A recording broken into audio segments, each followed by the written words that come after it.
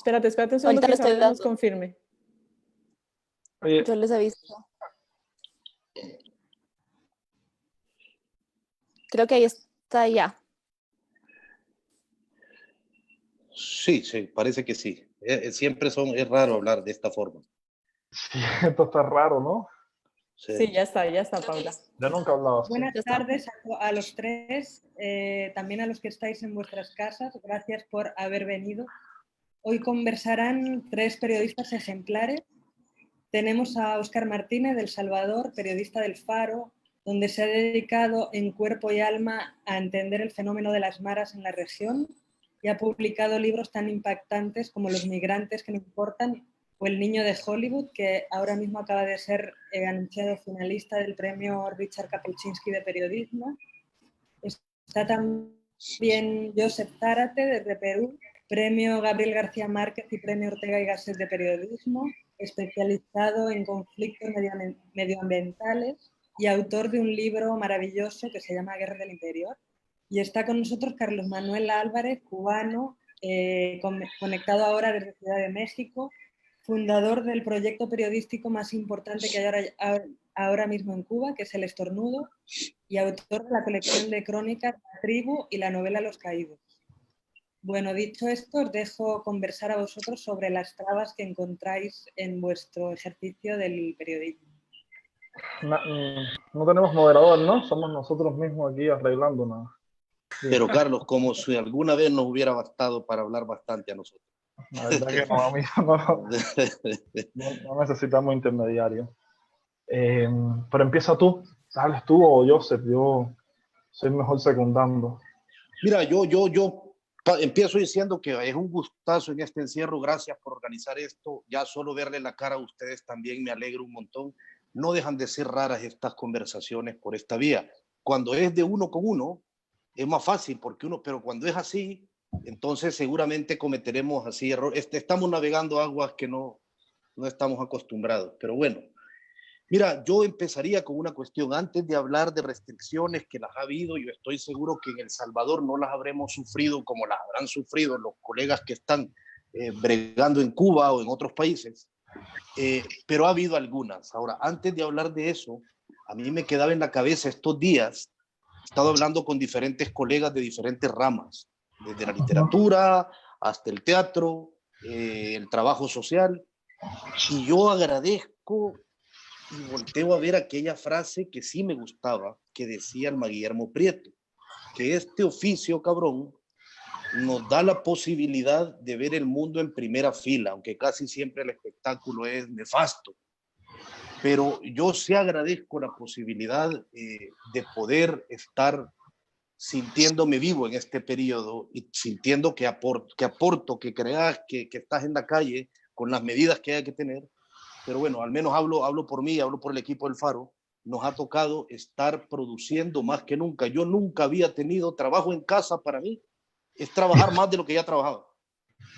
Ahora estamos trabajando más, publicamos hasta que 3, 4 portadas al día. Claro, esto también implica un gran reto, porque si empezás a hacer cobertura como en el bucle, como empezás como una bola de nieve y empezás a dejarte llevar por la inercia, terminás publicando la misma palabra en 5 titulares el mismo día.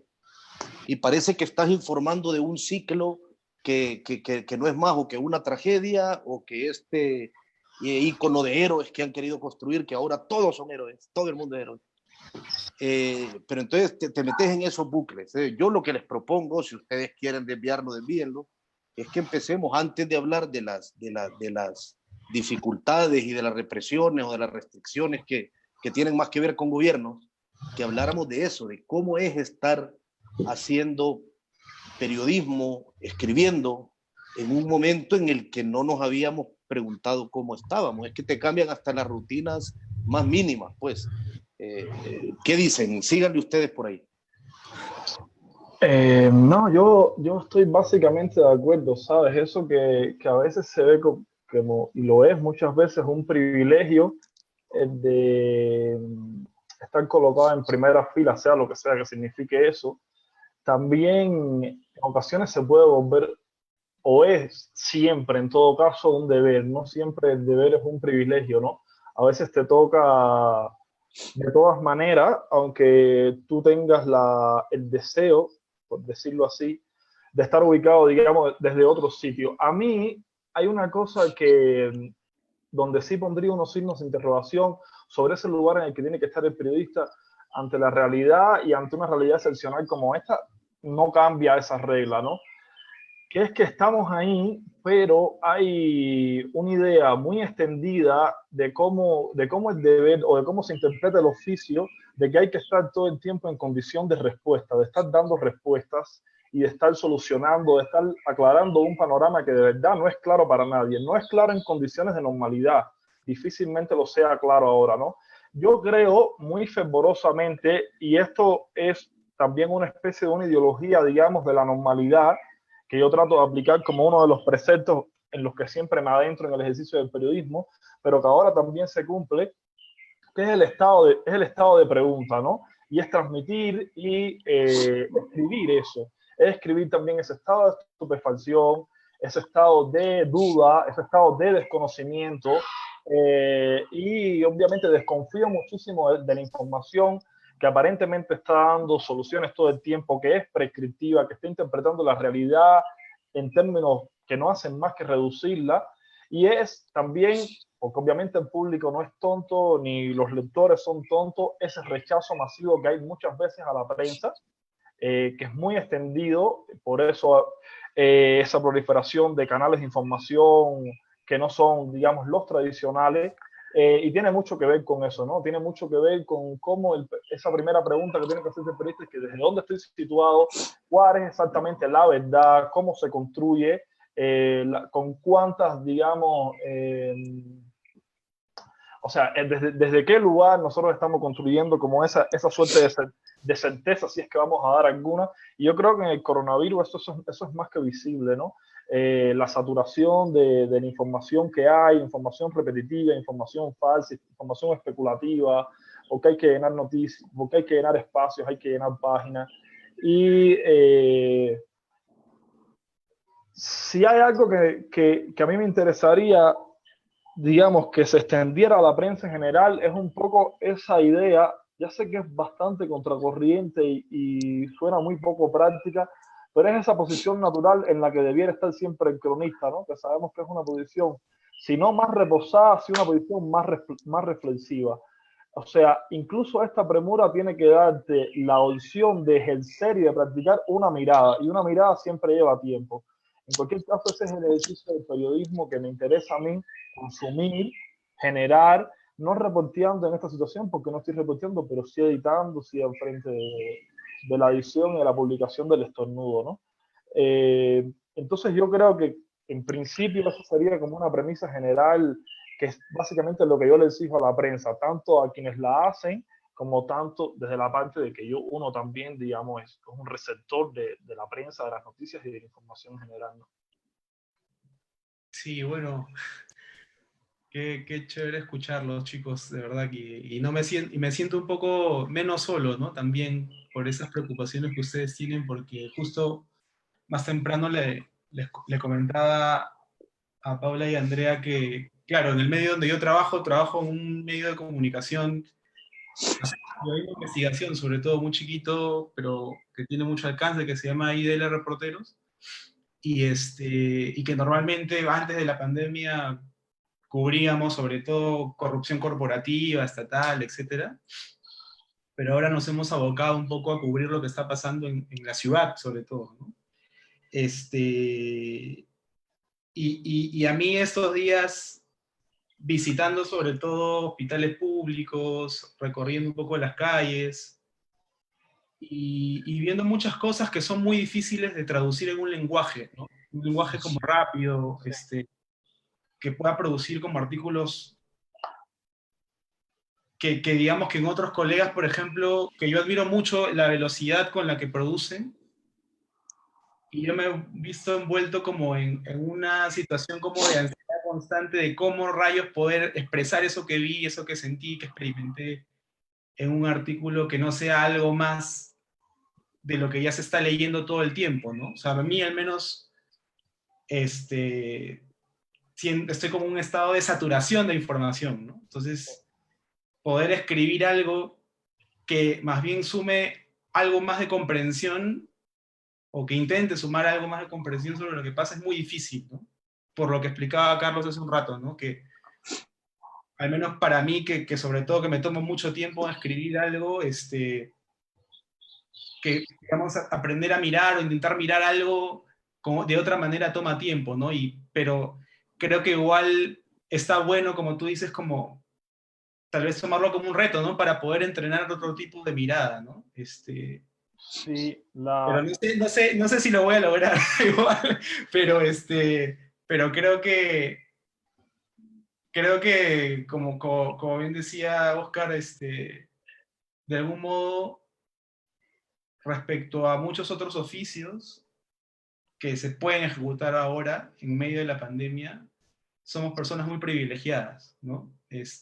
Y creo que, en cierto modo, dentro de ese privilegio, no sé, al menos desde mi punto de vista, creo que hay cierto sentido del deber, ¿no? Cuando hacemos como reporteros, pienso yo, ¿no? Y no sé, no sé qué piensan ustedes, ¿no? Sobre eso. No sé si yo, también están en crisis existencial como yo, o algo así, o no sé. no sé, conflictos sí hay, conflictos hay desde antes, tampoco es que los conflictos ya los sabemos, ¿no? E incluso lo hemos conversado cuenta de manera informal. No es que haya conflictos nuevos con la pandemia, hay una agudización de las preguntas que nos hacemos respecto a cómo ser periodista. Yo creo que ahora también, ahora es muy visible no solo por la carga de información que hay, porque siempre hay una carga de información sobre algo, sino porque esto ocurre de manera general. No es una carga de información que de repente es uniforme, es global y hay un hilo común entre todas nuestras realidades. Estamos en países distintos y básicamente es de lo único que se habla en todas partes, ¿no? Pero yo creo, y esto viene desde antes, pero ahora, digamos, es mucho más identificable, que la labor del periodista ya no se trata de informar, sino que se trata de contrainformar, de cómo uno va, todo tiene que tratar de ir contra esa información generalizada, aquí presuponiendo que esa información generalizada normalmente es muy inexacta, es muy irresponsable, insisto, es muy especulativa, o sea, lo que llega, ese bombardeo de información no hace más que confundir. Normalmente ese bombardeo de información, por ejemplo, en un caso como este, no hace más que, digamos, que invocar a la tranquilidad y no llamar al pánico. Y lo hace de un modo donde esa misma invocación y ese mismo llamado lo que hace es generar más pánico, más desinformación y más confusión. Yo creo que incluso plantearse la labor del periodista como alguien que va a contracorriente de la prensa, hablando de la prensa como sistema, un sistema que también tiene una ideología muy específica, ¿no? Al menos el periodismo que a mí me interesa es el ser.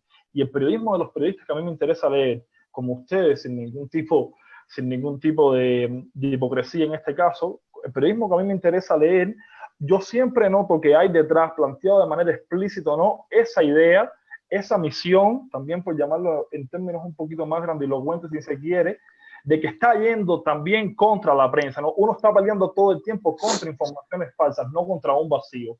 Uno está peleando todo el tiempo y es la normalidad, es lo que pasa a Oscar cuando escribe su libro Guerra del Interior y toca temas que están muy maltratados, que son muy tergiversados o que no interesan. Es lo que te pasa a ti cuando ocurre la violencia en Latinoamérica. No sé cuántas veces te has tenido que enfrentar a periodistas europeos o gringos que llegan, hacen una postal y cuentan una especie de película de serie B sobre las maras o sobre lo que está pasando en Centroamérica. Bueno, un poco eso también está pasando con el coronavirus, ¿no? Él a la mismo la interpretación irresponsable e ignorante de los datos, de los números. Entonces, ese tipo de cosas son muy sensibles y a mí me interesa particularmente, ¿no? Viendo siempre la labor del periodista genuino como alguien que contrainforma, que tiene que abrirse paso como en un pantano, ¿no? Como en una especie de mangle cargado de información, de datos. No es alguien que está dando la primera noticia, sino alguien que está dilucidando y está abriéndose paso. Y está abriendo como un boquete de luz en medio de la oscuridad.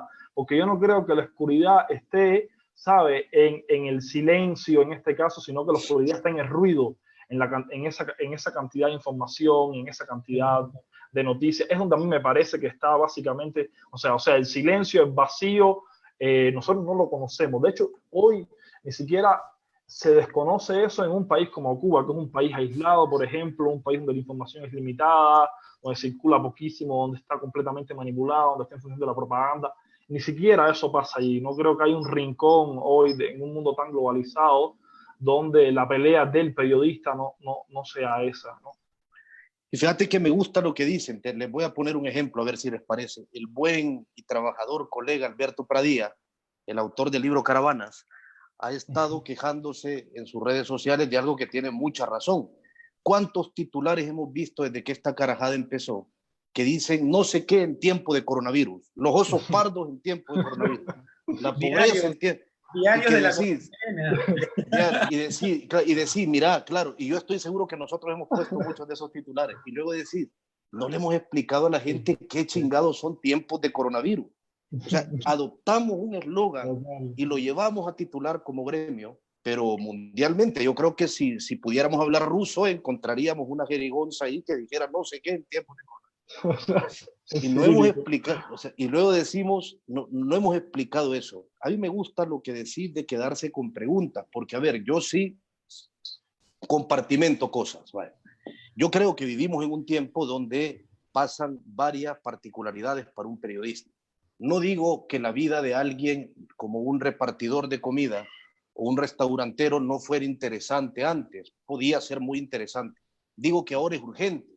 Por ejemplo, recuerdo una mini historia que se publicó en El Faro de un tipo que pues era payaso, es clown, y ahora ha decidido, como no tiene que hacer, pues repartir comida y está empezando a pensar en vestirse de clown cuando llegue a repartir la comida, a ver si la gente así le encarga más a él que a la gente de Hugo o de no sé qué.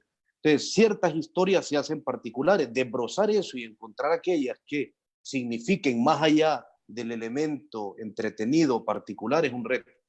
Luego creo que hay otro reto que llama al periodismo de watchdog.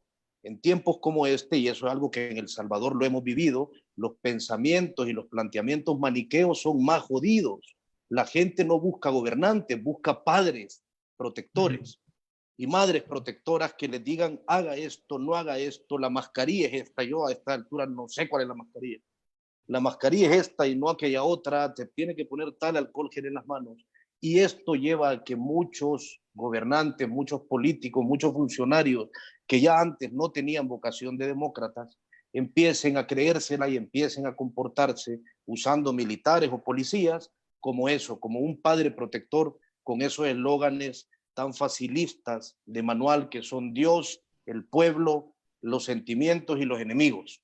Está pasando eso en El Salvador, ¿no? Sí, en El Salvador ha pasado. Yo sé lo que el pueblo quiere y se lo pido. Ahora, sí, pero está pasando ahora, digo, con Bukele. Sí, en El Salvador ha pasado, o sea, Bukele en muchas cosas ha hecho cosas bien, ha hecho cosas a tiempo, no bien, a tiempo.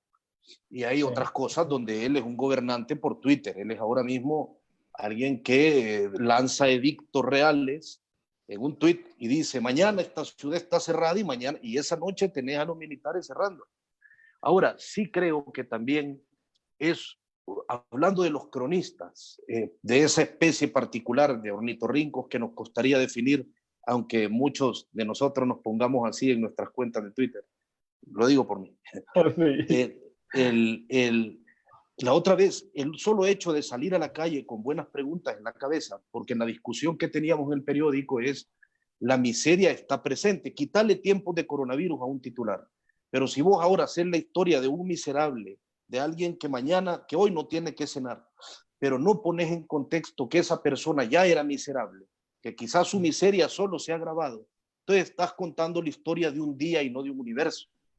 Yo creo que a mí me interesan mucho aquellas historias que permiten ocupar la pandemia para contar el elefante blanco que ya estaba ahí y que estaba raquítico, que solo había que soplarle para que se cayera. Y el coronavirus es ese soplo. Ahora, eso me interesa a mí, decir, la pregunta básica es decir, esto que estoy viendo, ¿pasa porque son tiempos de coronavirus? ¿O esto que estoy viendo pasa porque ya estaba ahí esta persona, si no era el coronavirus, era el cólera, era la influenza o era una depresión económica que le iba a tumbar? Pero sí creo que vale la pena, sobre todo yo veo muy desesperados, no los veo desesperados porque simplemente no los veo, a muchos colegas periodistas que habían desarrollado grandes habilidades de escritorio útiles para el oficio, para reunir solo cifras y números, pero que eran incapaces de hablar con la gente. Tengo mucha experiencia ahora mismo en el periódico con mi hermano Carlos, con otros colegas, con Malu Noches, que le encuarentenaron durante 30 días cuando vino, etcétera, que con solo salir a un lugar anormal, él con preguntas en la cabeza, en una tarde poder regresar con una crónica decente, con una crónica puntual, con una crónica que explique más allá de los 4 o 5 hechos que viste. Pero sí, hay una tendencia es decir, no sé cómo hacerlo, pero yo creo que un tiempo así, un momento tan particular, necesita de todas las herramientas del periodismo. Y ninguna herramienta del periodismo puede partir de no hacerse preguntas todo el tiempo. Claro. Yo pensaba sobre todo, ahora que mencionabas esto de los comportamientos de los gobiernos, ¿no? En los países, como que esta manera de proceder también se inscribe dentro de ciertas narrativas, ¿no? Que como por ejemplo la narrativa de la guerra, ¿no? Donde se asume, digamos, que el virus es un enemigo que hay que combatir y que pues, porque estamos en una guerra, tienen que haber soldados que tienen que caer necesariamente, y esos soldados son normalmente el personal de salud, ¿no? Doctores, enfermeras, ¿no? Y me hace pensar mucho en lo peligroso que es que el periodismo que se hace, sea informativo, sea narrativo, o de datos, lo que sea, que use esa narrativa en las cosas que se escriben o se hacen, ¿no? Combatir, ¿no? Batallar, etcétera. Ese Claro, la vocabulario narrativa bélico. de algún modo sí, pues te hace pensar o te hace pensar en unirnos todos a luchar contra un enemigo, pero por otro lado pienso que esa misma narrativa hace que pidamos sacrificios a personas que son trabajadores o que ejecutan simplemente su profesión, o por ejemplo nos hace olvidar que este virus o esta pandemia también es producto un poco del sistema en el que vivimos y de la depredación del medio ambiente, etcétera, y nos hace también de algún modo estigmatizar a aquellos pueblos que están infectados y los ves también como elementos que hay que apartar para que no sigan contagiando.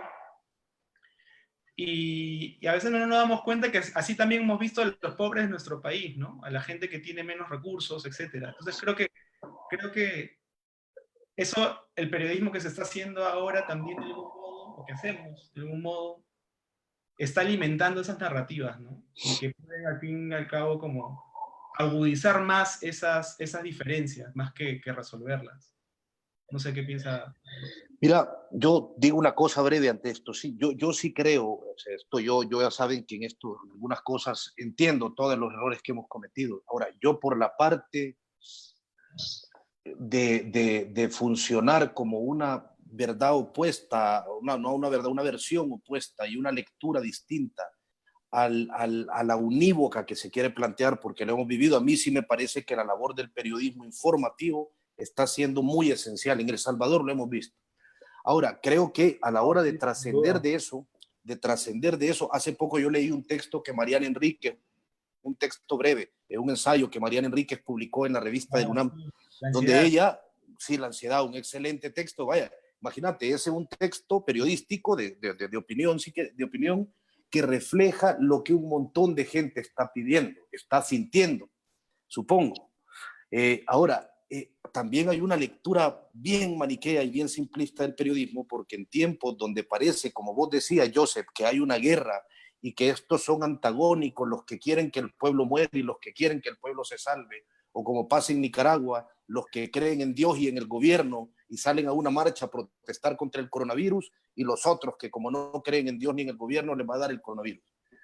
Ahora, visto eso, hay un montón de maniqueísmo en esto. Nosotros cada vez que hemos publicado en un material sobre, si hubiéramos publicado lo de Mariana Enríquez, mucha gente hubiera contestado diciendo, hey, pero no te estás fijando en la gente que hoy no tiene que cenar, te estás quedando con las ansiedades de alguien. La lectura de mucha gente está mediada, eso yo lo percibo, está mediada por esos edictos gubernamentales que dicen miren hacia aquí, solo hacia aquí. Y mirar hacia aquí no es coherente con mirar hacia otros varios lados. Entonces, creo que una de las funciones del periodismo actualmente es ser lo más posible un caleidoscopio. Es decir, podés hacer cobertura en el barrio bajo y podés hacer cobertura de la gente que está deprimida enfrente de su computadora porque no puede ver al novio durante 3 semanas. Y creo que presentar ese caleidoscopio de historias y pensar afuera de las cajas a las que estamos acostumbrados es la única manera de coherente de sentir que hemos roto con algo en un tiempo que es muy particular.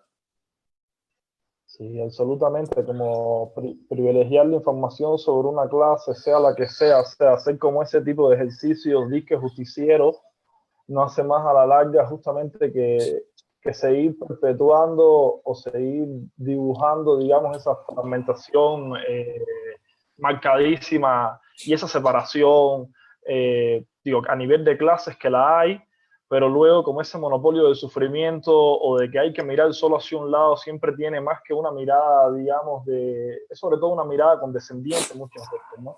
Y se dice que hay solo que mirar al pobre y esta manera de entender los distintos estratos sociales o el país en el que estamos como de manera fragmentada y no obviamente a nivel de comunidad y de una comunidad que tiene que generar aspectos que sean entrecruzados porque es la única manera, digamos, de salvarnos todos, ¿no? Entonces, naturalmente, no creo en eso, no creo en las supuestas posiciones que dice que hablar de la cuarentena en casa, no sé ni siquiera bien cómo era, porque lo tengo olvidado eso, pero era como romantizar un poco la cuarentena, ¿no? Hablar de estas cosas que te están pasando, porque te puedes quedar en casa. En fin, yo creo que ese tipo de cosas siempre son sumamente dañinas, sumamente sospechosas y esconden detrás como altas dosis de demagogia, como dice.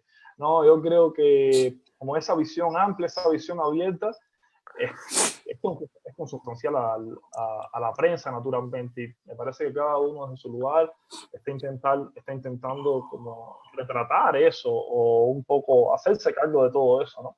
Hacerse cargo o sea, el otro día leía, seguramente ustedes lo vieron también, una crónica excelente de Jacobo García en El País sobre la manera en exacto. Sí, no, la de Acapulco sí, era la de Acapulco y la de los ricos, ¿cómo se infectan Los ricos de ricos que México? se fueron a Aspen a esquiar y Exactamente. que Mira, vinieron todos contagiados. ese texto es una delicia. Y esa mirada, porque detrás de ese texto hay una mirada, ¿sabes?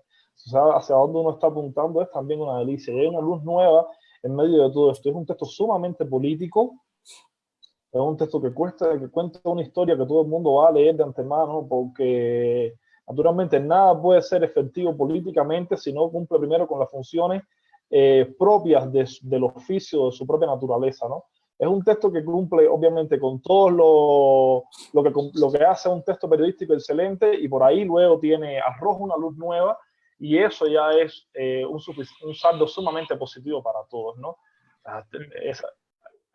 Yo golpeo a la prensa con bastante frecuencia, pero entiendo que es sumamente necesaria cuando se rige por sus fundamentos y cuando se toma el trabajo, se toma la preocupación. No siempre quiero o sea, no estoy haciendo aquí una apología de un periodismo lento, de un periodismo reposado, porque no lo puede ser en última instancia siempre o casi nunca, pero hay dentro de esa velocidad, hay dentro de ese deber ser, hay como un segundo, solo un segundo de pausa, ¿no? Que es el segundo de reflexión que te hace no ir en automático, que es lo que uno ve normalmente y que es lo que a mí me molesta de manera particular, ¿no? Ese periodismo por default, lo que se supone que hay una especie de plantilla, una especie de esquema de lo que se supone que hace la prensa, de cómo mira, de lo que dice, de a quién cita, de qué fuentes contrasta, y en esa plantilla vacías la realidad como una especie de molde. Y eso es lo que a mí me parece reaccionario, es lo que a mí me parece contraproducente y es lo que a mí me parece contra lo que hay que reflexionar como periodista, como público, como ciudadanía. ¿Qué pasa? Está pasando, ¿no? Pasa. Claro. El ejemplo que traes, el de Jacobo, me parece que es un poco lo que explicaba Oscar hace un rato, ¿no? Sobre cómo podemos funcionar como ese caleidoscopio, ¿no? Que no solamente mira un aspecto de la realidad, sino que intenta, porque también siempre como ese intento siempre termina siendo un poco un fracaso, ¿no? Pero intenta fijarse en otros aspectos, ¿no? Ese texto que mencionas, el de Acapulco, el de, bueno, y otros más que ha escrito él, pero sobre todo esos últimos son muy iluminadores, ¿no? Porque normalmente siempre, no sé si les pasa a ustedes o Oscar ahí en tu país, donde sobre todo se reportea la parte más, entre comillas, de la gente que no tiene nada, ¿no? La clásica crónica miseria, que van al pueblo joven, a la favela, a hablar con la gente que no tiene agua, y que termina siendo un poco el relato de siempre, ¿no? Siempre que pasa una desgracia van ahí a contar, y eso nunca cambia, ¿no? Claro, sí, totalmente. Sí, sí, de acuerdo. Mira, yo creo, como aquello que decía, Como una especie de comodines que hay. Y sí, la pobreza como comodín. y la lógica, mira, yo sí creo que es importante cubrir pobreza, y eso es algo a lo que no renunciaría. Entiendo que nadie de ustedes lo ha planteado de esa forma. Yo creo que Ahora, es lo más importante. Claro, ¿con qué preguntas vas ahí? ¿Y qué más haces ante eso? Es decir, es que la pobreza solo es dimensionada si contás el otro espectro de la sociedad. No, ¿qué es pobreza? Depende de quién la ve. Es como que te dijera, ¿qué es violencia? Pues bueno, si se lo preguntas a un sueco te dará su respuesta, si me lo preguntas a mí, te digo pero a mí. de eso hemos hablado. Yo no sé si tú has cambiado de opinión y ahora te voy a hacer una pregunta. Cuando nosotros nos conocimos hace 4 años, creo, en Salvador. Dale. Me vas a tirar, dale. No, que te acuerdas que te pregunté, tuvimos esa discusión. Me voy. Y me da un poco... No, quédate para que seas árbitro, porque nadie más justo y bueno que tú como para arbitrar. Así que, no, yo recuerdo que hace 4 años, la primera conversación que tuvimos, y tú seguramente te acordarás también, yo te había preguntado si tú, por ejemplo, podrías perfilar a un cantante, a un artista, y me diste una respuesta muy Martina, que era que ni una obscenidad que no voy a repetir acá, pero que era muy gráfica y que lo que demostraba básicamente era tu renuencia absoluta a cubrir algo que no fuera violencia. Y yo te decía que a mí me parecía que justamente cubrir algo que no fuera violencia resaltaba mucho más porque ponía en perspectiva esa violencia. ¿Tú has cambiado de idea? Mira, Si mira, yo te la pregunta es... a Álvaro Torres, por ejemplo, que creo que es salvadoreño, lo que te dije que se escuchaba mucho en Cuba. Pero pedime, o sea, no. Bueno, sí, no, Álvaro Torres. Quedémonos en el género de la música. Sí, yo creo no que se lo va pidas a él fuera de concretamente. rango. Se va fuera de rango. A ver, de pero Álvaro hombre, Torres, déjalo contestar, mira, déjalo contestar. De Álvaro Torres posiblemente no haría una crónica ahora mismo. Pero sobre lo que preguntabas, sí, mira, no sé también. Pero se te escribe Álvaro Torres en tiempo de coronavirus va a estar bueno, Oscar. O sea, yo creo que es como eso, o sea, el tiempo, la crisis en la música de ese hombre ha sido perpetua. Pero a ver, al margen de eso, sí, mira, lo que me decís, sí, yo he sido muy, y no solo yo, eso lo estoy viendo, porque ahora me toca además ser editor del Faro. Yo he sido muy reacio en muchas ocasiones a abordar la sociedad desde una perspectiva distinta a la que yo creo que tengo más controlada, donde tengo preguntas más esenciales y donde creo que puedo arribar a respuestas más verosímiles. Eso es así. Ahora, desde hace ya un tiempo, o sea, la mirada de editor te cambia un montón de cosas. Y en un momento así, te lo digo con toda solvencia, lo más complicado nos ha sido, ¿se acuerda aquella frase de Alma Guillermo Prieto que decía, entrevista a todas las fuentes como si tuvieran $5 millones para demandarte? Lo más complicado nos ha sido hallar a esa fuente, que esa fuente nos den un acceso y permitan contarlo, pero es algo que tenemos entre ceja y ceja. Sí, no sé en qué tipo de fiesta estábamos, como para reivindicar mi respuesta. Sí, no estás mintiendo, es algo que yo he dicho en varias ocasiones y que seguramente volveré a decir, sobre todo cuando me encono en una discusión pública o con público, pero no, yo creo que sostengo lo del caleidoscopio. Y no solo del caleidoscopio, sino otra cosa de la que vos hablabas, Carlos. Yo creo que las dos velocidades o más velocidades del periodismo, como si fuéramos un carro, que seguramente seríamos un Toyota Corolla del 88, pero tener más velocidades es posible. Por ejemplo, siempre se pueden hacer cosas a lo Kapuczynski. Se puede ser un poco más honesto que él y se puede también hacer como hizo él cuando era corresponsal de la agencia polaca. Es decir, mandar el teletipo porque es urgente contar que una ciudad está sitiada esa noche y a la vez tener una libretita donde vos vas acuñando y donde vos vas guardando todo aquello que te permita construir un relato que sea más pausado, más potente y responda a otras preguntas después. Yo creo que un periodista en cuyas libretas, que sobre todo si lo soltás ahora mismo en pandemia, y no ahora mismo, en cualquier otro momento, pero creo que ahora eso se agrava, un periodista que regrese después de que esto pase, que ese es otro tema, no sabemos qué es que esto pase, y que no tenga en su libreta, voy a decirlo de una manera pueril, un sobrante hermoso, decente, de escenas e información, es alguien que no sé qué carajo salió a hacer a la calle. Ya, no, ese punto a mí me interesa enorme y ahí iba con un poco de optimismo pensando en el momento post-coronavirus, que quién sabe en qué mes de este año será o si será este año. Pero eso que decía, yo creo que todos lo hemos practicado alguna vez, al menos cuando tú empiezas, ¿no? Quizás cuando tú ya llevas un recorrido dentro de la crónica y tienes un colchón mínimo, siempre precario, pero mínimo, donde publicar, que te paguen, todo lo que se supone, quizás ya puedes ejercer de otra manera, pero uno siempre empieza con un pie en el vacío, ¿no? Y las primeras crónicas que uno hace, estoy casi seguro que a ustedes les pasó igual, uno las hacía en esa condición capuchinki que estás llamando.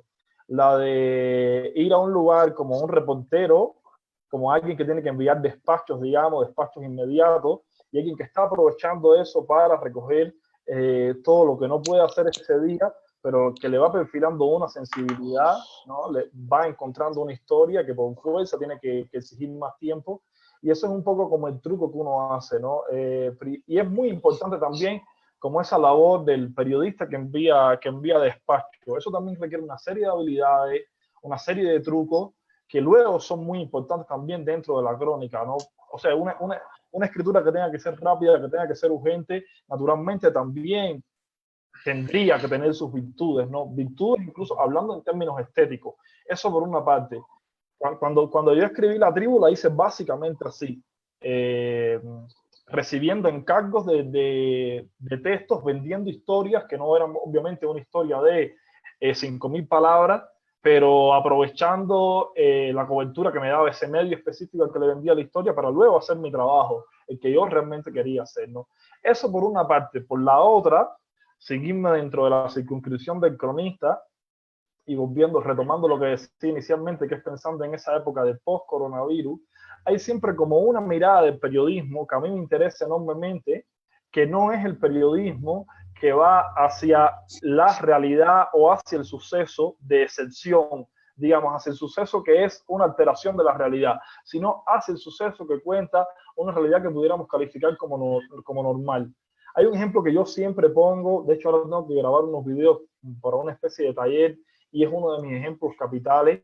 V.S. Naipaul, este escritor trinitario inglés, es el Nobel de 2001, es uno de los más grandes escritores de la segunda mitad del siglo XX, y Naipaul para la investigación de sus novelas también hizo mucho periodismo. Hay un texto de él que creo que es del año 74 o principios del 75, cuando va a Zaire o el Congo, que va a Kinshasa, la capital, nunca sé bien cómo pronunciarlo, y Naipaul llega allí y escribe una crónica 3 meses después que haya sucedido la pelea entre Ali y Fraser, ¿no? Que fue una pelea que puso de repente a Zaire en los ojos del mundo, y obviamente eso se llenó de reporteros, se llenó de periodistas y todo el mundo escribió de ese Zaire. Pero ¿en qué medida tú estás escribiendo de Zaire cuando tu misma presencia altera completamente esa realidad y cambia lo que está pasando allí, ¿no? O sea, hay, digamos, una franja del periodismo en la que eso es noticia, en la que eso hay que escribirlo. Hay otra mirada del periodismo que, francamente, la que a mí me interesa, la que me despierta curiosidad y la que me da placer hacer, que es la del cronista, que es la del periodista que llega 3 meses después. Bueno, ¿cómo es esto? Ahora que no está alterado, que no están todas las luces, que no están el spoiler, ¿cómo es la vida aquí realmente? Y eso supuestamente dentro de los fundamentos de lo que es el oficio dentro de lo que te enseñan, ahí no hay noticia, ahí no hay algo que contar, ¿no? En esa supuesta normalidad. Y probablemente no hay nada más preciso, nada que exija más que deba contarse que eso, que ese hombre que llega 3 meses después, que mira qué pasa aquí cuando no está nadie, que altere esto, cuando está mucho más cerca de tocar una fibra, digamos que es mucho más fidedigna, mucho más verosímil de lo que es ese lugar desde el que él está contando, ¿no? Entonces, siempre pasa, hay que ver cuando pase cuando pase esta epidemia, cuando baje la curva global de esta epidemia, cuando regresemos tengamos esos momentos de euforia y creemos que nos estamos deslizando de nuevo hacia la normalidad que teníamos hace unos meses, hay que ver cuánto de todo esto va a quedar, hay que ver cuánto cambia esto de verdad a nivel político, a nivel social, nuestras sociedades, y cuánto habrá que seguir contándola, ¿no? Porque es como una marca, una huella que va a quedar, y es muy propenso el periodismo a olvidar esto, ¿no?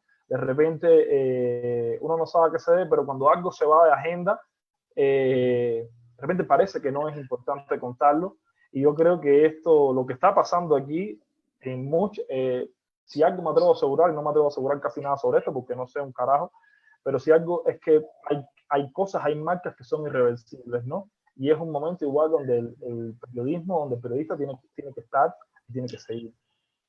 Me has hecho acordar una cosa que decía Pera Ortín, el director de Altair, ¿no? Sí, Pera, el querido Pera, lo tenemos todos en mente. Y yo pensaba en lo que él decía, que en verdad, ahora que me doy cuenta que no puedo escribir rápidamente, que soy bueno haciendo periodismo sin actualidad, ¿no? O sea, sí. Para eso creo que sí. Con eso, la verdad. Miren, Paula nos está poniendo algunas preguntas que gente amable hace. Les tiro la primera. A ver qué dicen ustedes de eso. Dice una pregunta: ¿no deja en evidencia esta crisis la importancia más que nunca del periodismo especializado? ¿Vos qué crees, Joseph? A ver, bueno, yo creo que en cierto modo sí, sobre todo cuando pienso en el periodismo que cubre ciencia, por ejemplo, ¿no? Que cubre temas más científicos, ¿no? Creo que, por ejemplo, al menos aquí en mi país, no hay como una formación de periodistas científicos, ¿no? Hay como una... Es lo que comentábamos al principio, ¿no? Debido a que no hay una formación, digamos, disciplinaria o técnica, qué sé yo, hay interpretación incorrecta de los datos, uso de términos que no son los adecuados, información que más bien puede incluso dañar la salud de las personas si sigue las recomendaciones que dice tal o cual nota, ¿no? Entonces creo que hay más evidencia de eso, o sea, se ha revelado un poco más la carencia que hay en ciertas regiones de nuestro continente sobre periodistas que manejen esos temas más científicos, ¿no? Hay uno que yo sigo y me gusta mucho su escritura, que es Federico Cucso, ¿no? El argentino, que es muy bueno, y cómo él, debido al background que tiene, puede explicar cosas que son muy, muy difíciles en términos científicos, pero de una manera narrativa, ¿no? O sea, si ustedes lo conocen o han leído sus textos, Yo en realidad son muy, muy disfrutables y él le puede contar. El otro día estaba visitando de nuevo un texto que escribió que era como una biografía del virus, ¿no? Una cosa así, y es como una biografía en realidad, ¿no? Como un perfil de coronavirus. ¿Federico qué dijiste? Cucso. Cucso, ok. Y es muy bueno, es muy bueno. Entonces, por ejemplo, hace falta más de eso, ¿no? Pienso yo, y creo que en algún momento es una de las cosas que a mí me interesan también, pero digamos, en algún momento supongo que me gustaría escribir algo sobre eso, ¿no? Sobre esos temas que tienen que ver más con la ciencia. Mira, yo creo, yo agarrándome la palabra para responder a eso, digo brevemente, así como dijo el PRI cuando llegó al poder, que yo creo lo que vos decís, a mí me encantaría en el Faro que ahorita mismo tuviéramos un periodista especializado en ciencia que haya pasado por los cánones de selección del periódico y que contara cosas que nosotros no podemos contar. Pero creo de una forma más precaria, porque debería de ser esa la pregunta, si necesitamos periodismo especializado. Pero creo que la pregunta incluso va paso más atrás. Yo creo que en una crisis así enflaquece aquel que tenía pocas herramientas para el periodismo. Te pongo un ejemplo de qué, y esto estoy convencido que pasa en Cuba y pasa en Perú y pasa en Ciudad de México y en Centroamérica. ¿Qué hacen ahora mismo? ¿Cuál es la utilidad esencial ahora mismo del reportero que lo único que sabe hacer es ir a conferencias de prensa? ¿Cuál es su utilidad ahora mismo? Es decir, ahora mismo ese tipo solo dice versiones diferentes de cosas que están ocurriendo, que creen que son información esencial según la pronuncia, pero el periodista que ha vivido toda su vida, y no son pocos, y aquí odienme los que quieran odiarme, no son pocos, son la gran abundancia, que ha vivido toda su vida sin preguntas en la cabeza, funcionando como un pizzero, bajo aquella lógica de yo soy alguien que esté en el lugar correcto a la hora indicada. No, hombre, no jodas, ese es un piloto de avión. Es decir,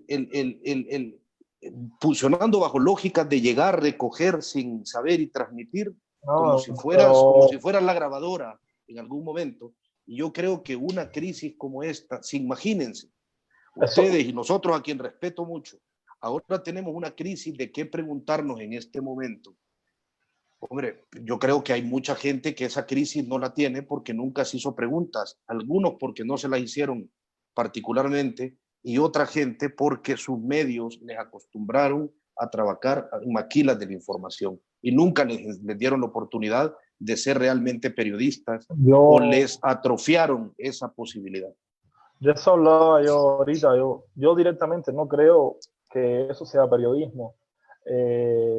Y es una afirmación que siempre hago, incluso partiendo de un contexto particular, partiendo del contexto cubano, ¿no? Yo siempre digo de manera tajante que dentro de la prensa estatal en Cuba no puede haber periodismo, no puede haber periodistas. Hay gente que me refuta esta afirmación que puede parecer categórica o tajante, pero que yo creo muy justa, con ejemplos particulares. Fulano de tal, en tal provincia, en tal periódico hizo un trabajo tal día, o esta persona hizo un texto en determinado momento, sí se puede.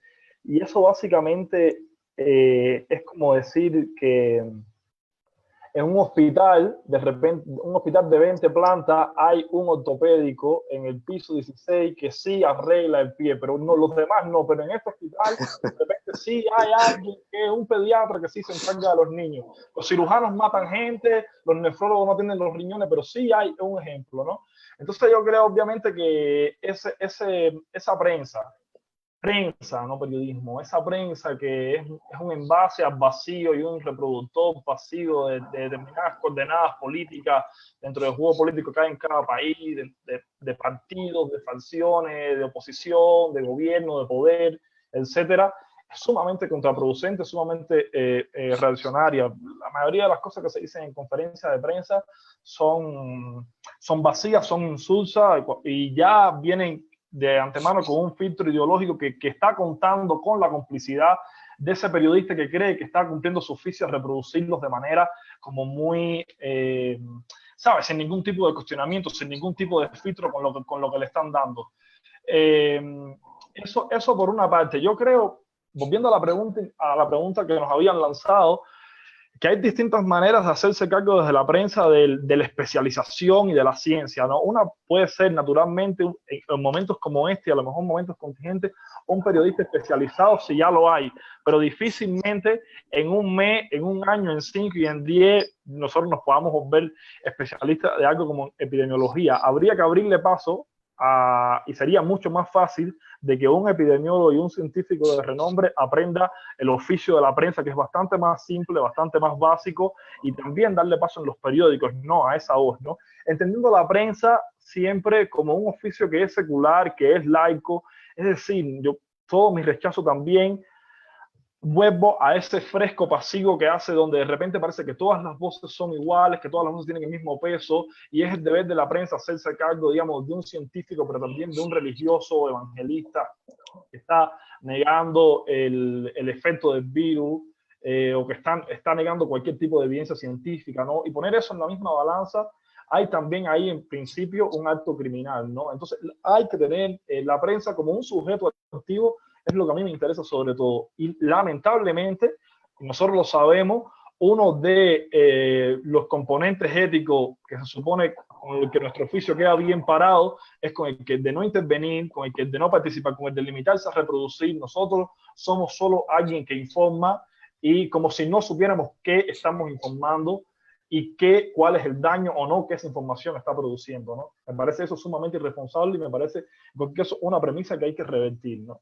Y esto es un momento idóneo para poner esas preguntas sobre el tapete porque quedan en evidencia más que nunca. De acuerdo, creo que había más preguntas por ahí, no sé, yo no entiendo la tecnología ni en tiempos de coronavirus. Si alguien, a mí ya no me salen, si a alguien le salen, Yo tal creo vez tira que una. esta yo creo que viene con marca Joseph, pero ¿Cuál? creen que el mundo tomará conciencia, de todo el daño que le hemos hecho al planeta, o seguiremos igual de camino al abismo. Yo creo que sea alguien preparado aquí para responder una mega De pregunta acuerdo. que eres tú. La verdad que no, respuesta corta, no lo sé.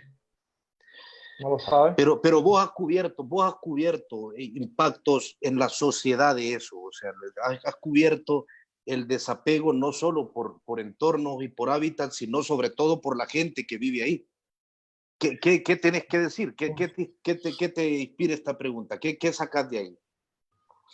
Bueno, yo creería que O sea, la idea, Joseph, de si esta crisis va a tener un efecto revolucionario o va a tener un efecto completamente domesticado, igual por una lógica, por la lógica neoliberal, por una lógica extractivista, por una lógica de explotación de la naturaleza. la verdad que yo dudo mucho, ¿no? Tal vez cambien ciertas formas de relacionarnos.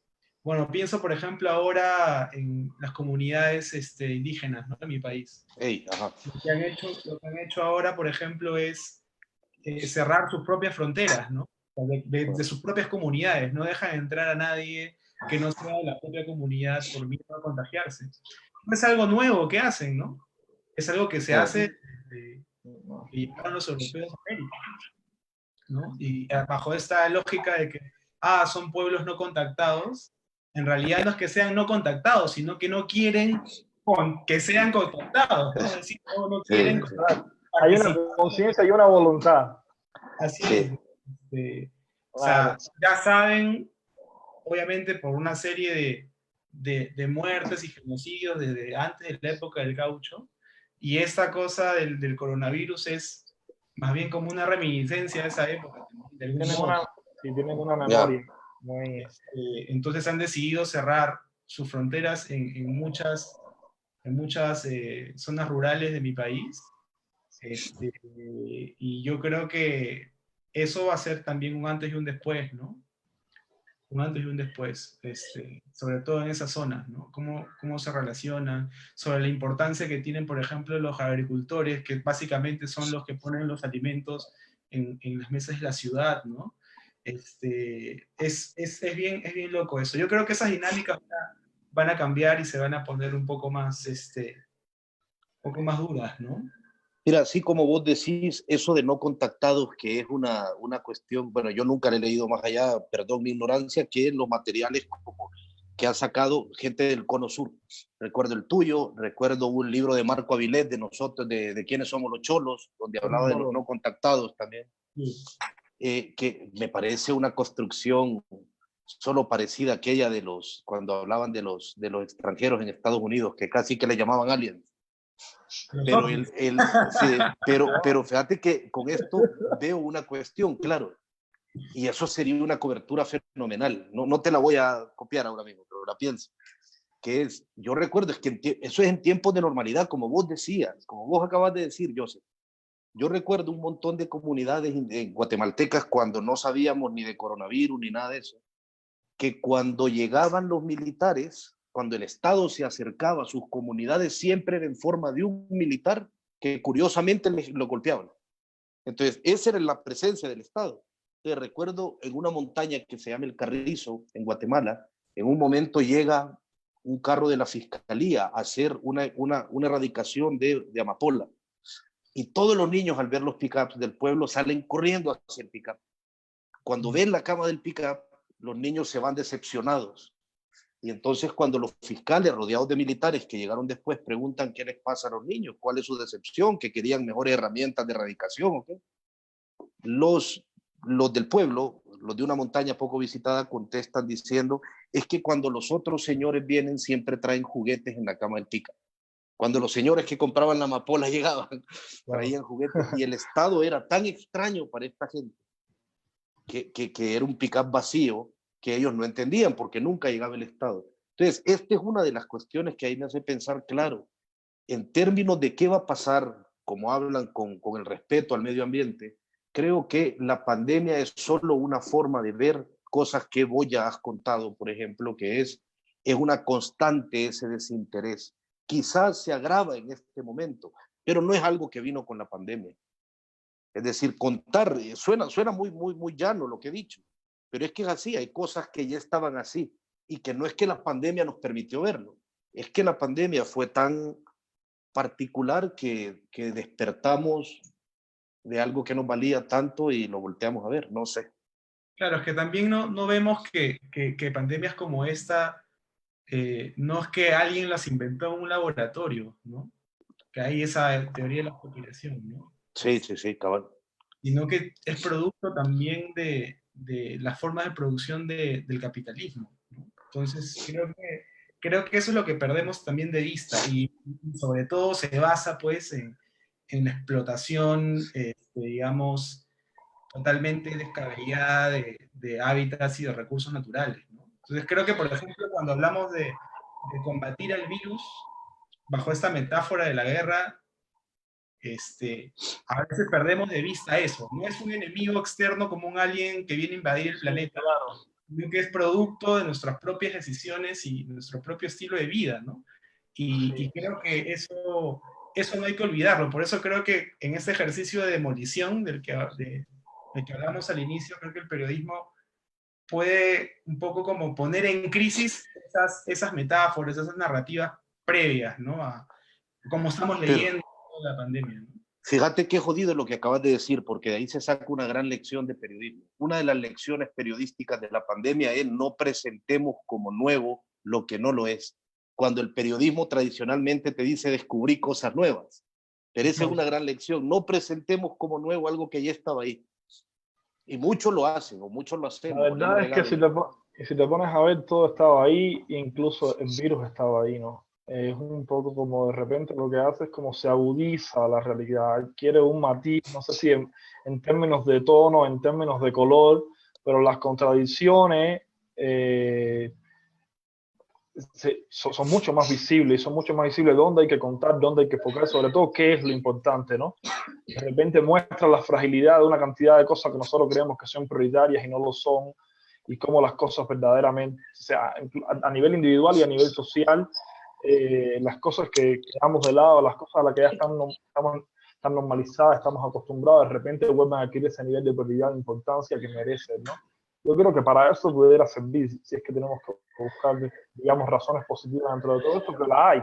Todo desastre tiene también siempre algún lado que puede ser provechoso, entendiendo que estas cosas en un sentido no son más que una contradicción. Hay otras cosas. Y yo diciendo una cosa que seguramente no, pero la tengo que decir, yo no les voy a decir que soy. Al principio, como todo, de repente uno se emociona viendo un video de un edificio aplaudiendo, pero cuando estás inserto buscando respuestas, luego decirte qué carajo va esto, si por cada edificio que aplaude, que te tarda salir un minuto a tu balcón, yo he encontrado 1000 casos de empleadas domésticas a las que la gente ha tratado como animales durante esta pandemia y han preferido que cuiden a su familia en lugar de cuidar a las suyas propias. Entonces, es decir, si no solo ya en el término del medio ambiente, la sociedad va a ser más fraterna. No, yo creo que la sociedad después de esto, yo soy pesimista, se lo advierto a quien esté viendo esto, siempre lo soy y siempre lo voy a hacer. Pero yo creo que la sociedad quizás va a ser más emotiva en Twitter después de esto. No sé si va a ser necesariamente. Para los que tienen Twitter. Para los que tienen Twitter.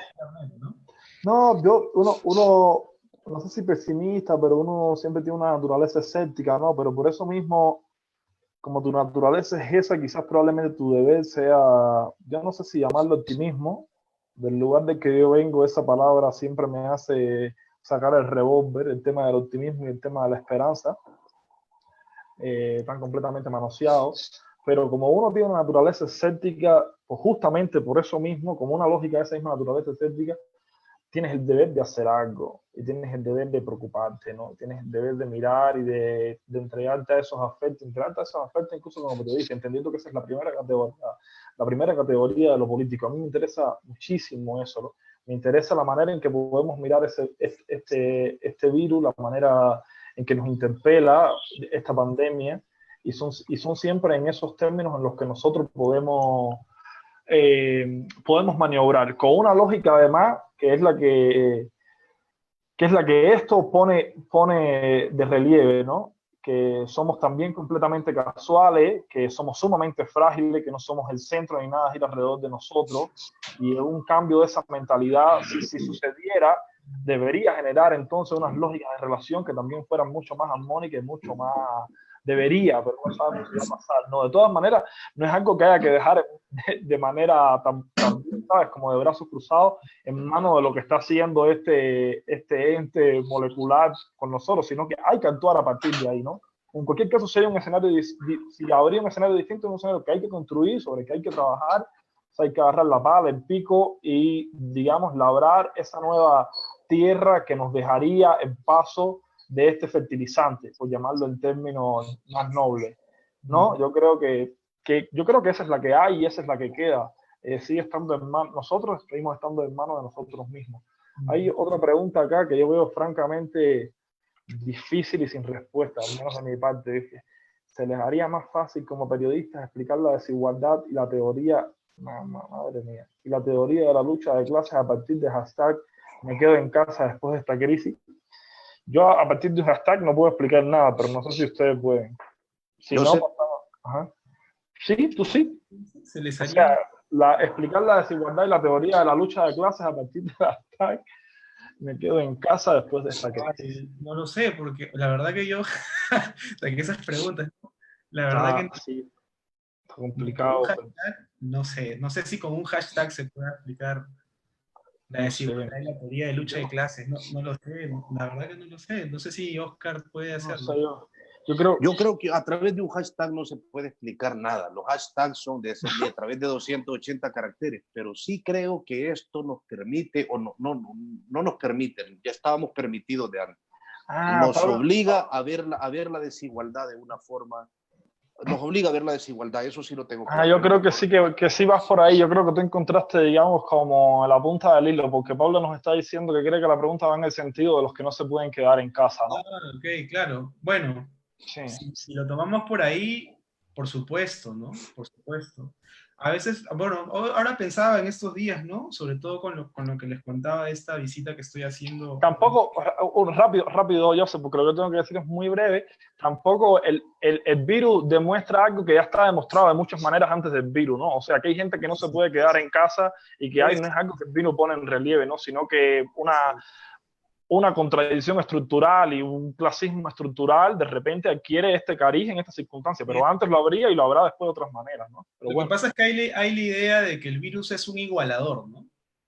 ¿No? Sí, bueno, si tengas o no tengas dinero, igual, pero eso no es así, ¿no? O sea, no es así. Y traía un poco la colación eso que he estado viendo, porque si tú tienes recursos y tienes los contactos, puedes acceder a una atención que de algún modo puede hacer la diferencia entre vivir y morir, básicamente, ¿no? Entonces, pero esa realidad de desigualdad ya existía antes de la pandemia, como bien dice Carlos. Entonces creo que y bajo esta idea de me quedarse en casa, bueno, te puedes quedar en casa si tienes una, ¿no? O sea, hay mucha gente que no tiene casa, ¿no? Si tenés una. Entonces, yo recuerdo un artículo que sacó creo que, no sé si El País o el New York Times, donde mencionaban que Madonna había mandado un mensaje con lo que vos decís, Joseph, y desde un jacuzzi con vista al Central Park, en su apartamento, creo, puedo recordar mal, en Nueva York, en Manhattan, decía, esta pandemia nos iguala a todos, todos estamos juntos. Me daban tantas ideas de qué llenar ese jacuzzi, pero, es cierto, lo que pasa es que yo sí creo que hay dos cosas en esto. La primera es sí, muchas cosas ya estaban ahí sobre desigualdad. Bueno, Caparrós en El Hambre nos decía algo tan cotidiano como cada vez que te comes un pedazo de carne, es una afirmación quizás inconsciente de yo como y que no coman otros 9. Ya había cosas que en la cotidianidad, algo tan normal como el hambre, no la hambruna, porque Caparrós en ese libro no escogió lo excepcional, escogió lo normal. No escogió la hambruna, escogió el hambre. Y lo estructural. Entonces, ya estaba. Ahora, yo sí creo que esto exalta, visibiliza esto, entonces exacerba. Y sí creo que como buenos osos grizzlies, si vos vas a pescar a un río y en temporada de salmones, los salmones saltan, parte de nuestra función es cazar salmones, si están más a la vista. Es decir, no somos todólogos, no sabemos de todo y a veces necesitamos que la realidad muchas veces nos dé una bofetada como a niños tontos para decirnos, voltea a ver esto, el salmón está saltando, agárralo. Entonces, yo sí creo que hay parte de eso, sí creo que la desigualdad es más marcada en un tiempo como este, no es más novedosa, pero sí es más marcada y sí es parte de nuestra función salir a tratar de retratarla. Sí, sí, sí. Sí, está muy bien. Sí, hay otra pregunta aquí, Oscar, que creo que es para ti, que está como pensada para Centroamérica, sugiere Paula, que si la violencia, si ves que incrementaría la violencia post-coronavirus. Mira, no lo sé. Es decir, la violencia, al menos en el norte de Centroamérica que conozco, está dada por las pandillas principalmente, y las pandillas tienen toda una historia de marginación. Y por la policía, que se ha convertido a raíz de su lucha con las pandillas en grupos de exterminio por momento. Ahora, las pandillas, ahora estamos en un raro momento, porque el presidente Bukele logró, aún no tenemos claro exactamente cómo, pero logró disminuir los homicidios a números que nosotros no teníamos registrados en el país desde el final de la guerra y desde antes de la guerra. Es decir, si todo sigue así, en El Salvador vamos a terminar este año con un promedio de alrededor de 20 homicidios por cada 100.000 habitantes. Estados Unidos tiene 5, España tiene 5. Para nosotros eso es paz. El menor registro que habíamos tenido era 32 por cada 100.000 en el año 2003. Es decir, para nosotros la barbarie es paz. Somos sociedades muy poco educadas en paz. Ahora, las pandillas han funcionado de una forma rara, han salido a garantizar, al menos la Mara Salvatrucha, a garantizar la pandemia dándole batazo sanitario a quien salga de sus casas en sus colonias para volverlo a meter. Leí esas historias que contaban un poco eso la otra vez que publicaste. Sí, también la leí. Entonces, mira, lo que, o sea, interesante, las dinámicas incluso han cambiado ahí, ¿no? Mira, no lo sé. Yo creo que de nuevo lo que demuestran las pandillas en un momento en el que los homicidios han reducido es que las pandillas siguen ahí aunque no haya muerte. Pueden matar menos y siguen estando ahí. Aún se calcula en un país como El Salvador, que tiene alrededor de 6.5 millones de habitantes y 21.000 kilómetros cuadrados, o sea, aquí si corres muy rápido te salís del país, que hay 62.000 pandilleros activos. Aún, es decir, ellos siguen ahí y su control sigue ahí. Y la pandemia solo ha demostrado cómo el control social de esta gente, sin matar, sigue presente. Y eso es algo que ha salido a la luz en estos días. Entonces, no sé augurar qué va a pasar después. Sí auguro que las clases más desesperadas van a estar más desesperadas y que eso, no sé medirlo, va a tener algún efecto en el accionar de los grupos violentos. Porque los grupos violentos, las pandillas no son un cártel. Es decir, les pongo un ejemplo, la única vez que un fiscal de lavado de dinero intentó hacer una investigación por enriquecimiento ilícito contra un pandillero, la inició porque ese pandillero en una comunidad marginal, como una favela, había puesto azulejos alrededor de su timbre, y eso ya era una señal de lujo. Entonces, no sé, son de la clase más empobrecida. ¿Cómo esto va a terminar afectando a la violencia económica que ejercen? Pues eso, no sé, no tengo idea de augurarlo, pero algún efecto va a causar porque ellos pertenecen a ese 60% de la población salvadoreña que es que está más jodida. Pues. Creo que nos dicen que ya, ¿no? Que creo que nos pasamos, estamos abusando del tiempo de nuestras amigas y de los 4 que nos deben estar viendo. Yo creo que está bien por mí. Agradecer de nuevo que nos hayan reunido a ustedes dos, que tanto los quiero y tanto los leo y también tanto los admiro y aprendo. Y que cuando nos veamos sea en condiciones más presencial y en otras circunstancias, ¿no? Mucho más feliz que esta. Poderles darles un abrazo, ¿no? Mira, yo les agradezco a ustedes dos, no es demagogia, ya saben que los admiro muchísimo y espero que la próxima vez que nos veamos sea en un lugar donde su sana distancia nos valga un carajo, como el Toñitas, Carlos. Yo creo que sí. decía, y que todo esto haya pasado y que hayamos sabido contarlo. Pero eso, creo que es tiempo de estar sentados haciéndonos preguntas, tratando de ser útiles. Suena monserga, pero es lo que toca. Es un momento en el que tenemos que intentar, aunque no nos guste esa palabra o esa definición, tratar de ser útiles. No olvidar que tenemos no solo un privilegio, sino una función dada, que es contar las cosas. Bueno, hay un montón de cosas pasando allá afuera. Ahí me emociona la posibilidad de que en unos años, cuando todo esto pase, o tal vez no pase, uno pueda consultar los textos de ustedes y pueda como entender cómo vivimos este tiempo, ¿no? Entonces, de algún modo, Sí, Claro. eso va a ser un ejercicio muy interesante. como una especie como de ejercicio de historiador, ¿no? De lo etéreo, como decía Alexievich. Así que, Bueno, un abrazote. Bueno, Gracias a la gente que abrazo estuvo grande. ahí, gracias a Inden, y nos volvemos a ver, nos seguiremos viendo.